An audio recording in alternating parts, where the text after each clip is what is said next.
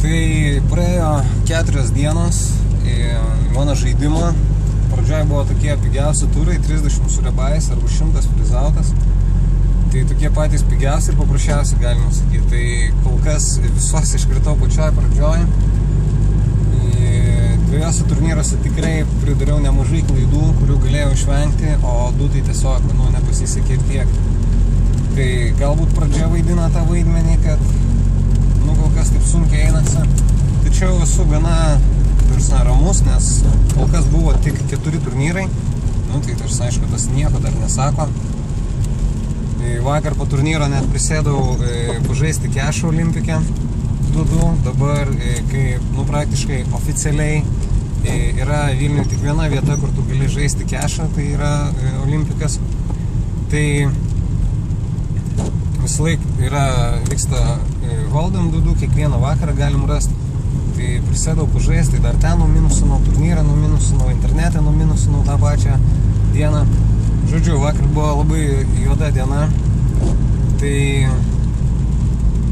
kažkaip galvoju, kad dabar reikia biškai pradėti gal rimčiau į tai žiūrėti, labiau susikaupti, anksčiau atvažiuoti turnyrus, nes kol kas vėluodavau dažniausiai. Toks buvo ganėtinai atsainus požiūris. Tai ta nesėkmė pradžioj, tokia duobės, tai jos kaip tik priverčia susikaupti ir geriau žaisti. Ir šiandien bus toks, labai paprastas turnyras, 50 su 2 rebais. Tai toks kaip ir lyginant su Olimpiko struktūra vidutinis tekas, 7,5 tūkstančio. Tačiau penktadienį bus visai geras triobeto turnyras. Gal 250 litų painas. Tai ir žetonų bus geriau, didesnis tekas ir dar bus papildomi prizai nuo triobeto. Tai jeigu patenki į finalinį stalą, gauni ten kažkiek pinigų į savo triobet sąskaitą. Tai skaičiuojant bendrą paimingumą gale viso iššūkio po 2 mėnesių, visą šitą pridėsiu, jeigu bus kažkokie bonusai, ir bandysim išvesti bendrą ROI, tai reiškia bendrą pelningumą. Vakar kaip tik su kolega, tokiu pokerio žaidėju Jurgiu, diskutavom apie tai, koks galėtų būti maksimalus ROI žaidžiant šitos turnyrus, kur aš dabar žaidžiu. Tai aš manau, kad labai gerai žaidžiant, įdedant daug pastangų, žinant, kaip oponentai žaidžia jų range'us ir taip toliau, aš manau, kad galima laikyti arti 100%.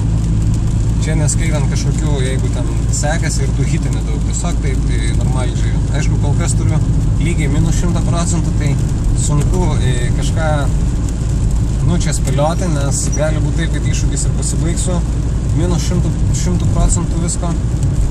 Šiek tiek būtų, aišku, gėda tada prieš visus, nes čia viską paskelbiau viešai ir nelaimėt nei vieno turnyro, tai būtų nelabai smagu, bet kuriuo atveju reikia priimti visus rezultatus, kokie jie bus, ir tik pasimokinti iš to. Tai, žiūrėjau, turiu valandą iki turnyro. Dar, ką norėjau pasakyti, prie viso to šiandien buvau susitikęs su Olympic Casino atstovais ir iškėliau tokį tą klausimą dėl galimybės nufilmuoti kažką viduje. Tai dar kol kas kaip ir aiškaus atsakymo negavau, bet jie išreiškė savo susidomėjimą, tai aš manau, kad tikrai tą padarysim ir penktadienį bus tas didesnis triobet turnyras. Tai galvoju, būtų labai šaunu tada daryti ir filmavimą. Nežinau, ką leis man filmuoti, ar aš galėsiu nufilmuoti ir kitus žaidėjus, ar pačią žaidimo eigą, ar tik tiesiog save kažkur ten prie stalo. Tačiau, bet kuriuo atveju, labai smagu dėl šito Olympic Casino įsitraukimo į šitą projektą ir tikiuosi sulaukti šių teigiamų atsakymų ir, aišku, be abejonės apie visą šitą informuosiu jūs, kaip sekasi ta diskusija ir ar gavau iš jūsų sutikimą ar ne.